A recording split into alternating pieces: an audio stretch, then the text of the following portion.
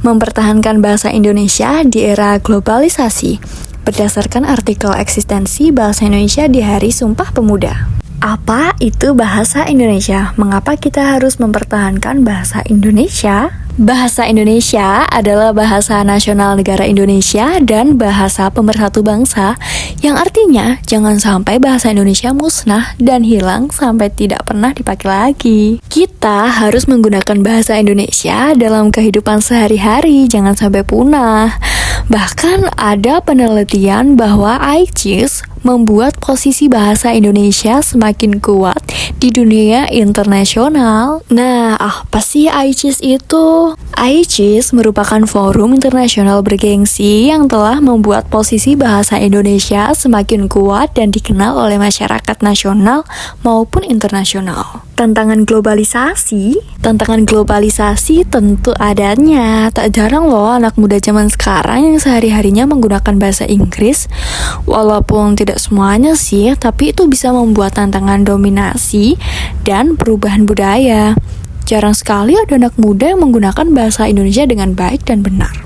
Maka dari itu, sebagai anak muda, kita harus melestarikan bahasa Indonesia dengan baik dan benar. Kita bisa mengedukasi dengan mengunggah konten tentang bahasa Indonesia ke media sosial kita, karena kita harus bangga dengan bahasa kita. Bahasa Indonesia. Sejarah telah mencatat eksistensi bangsa Indonesia mulai dikenal masyarakat dunia sejak peristiwa Sumpah Pemuda 28 Oktober 1928 yang mengacu pada Kongres Pemuda II yang salah satu isinya adalah kami, putra dan putri Indonesia, menjunjung bahasa persatuan, bahasa Indonesia.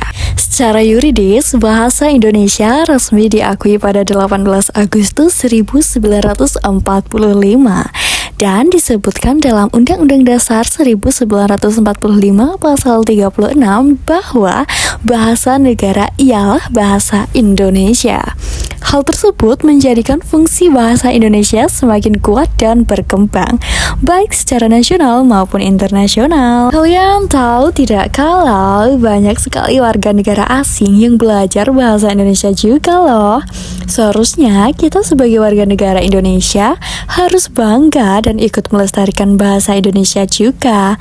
Berikut ini beberapa negara yang ikut mempelajari bahasa Indonesia menurut penelitian. Pada tahun 2017, terdapat 6.967 orang mahasiswa asing yang belajar di Indonesia. Mereka berasal dari Timur Leste, Malaysia, Thailand, Korea Selatan, Jepang, Jerman, China, Belanda, Prancis, hingga Australia. Banyak banget ya, itu di tahun 2017. Kalau sekarang mungkin lebih banyak lagi. Bagaimana sih caranya agar kita tetap dapat mempertahankan bahasa Indonesia di tengah globalisasi ini?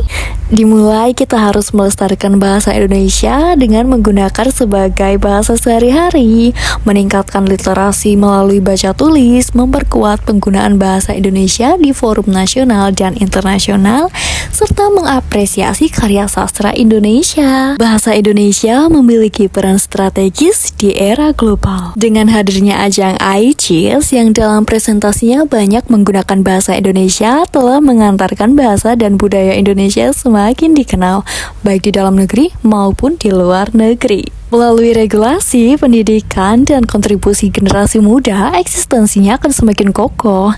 Mari bersama menjaga bahasa Indonesia sebagai identitas bangsa dan kontribusi bagi dunia. Terima kasih. Berikut atas presentasi saya, Wanda Renata, guna memenuhi tugas tata bahasa Indonesia dan komposisi.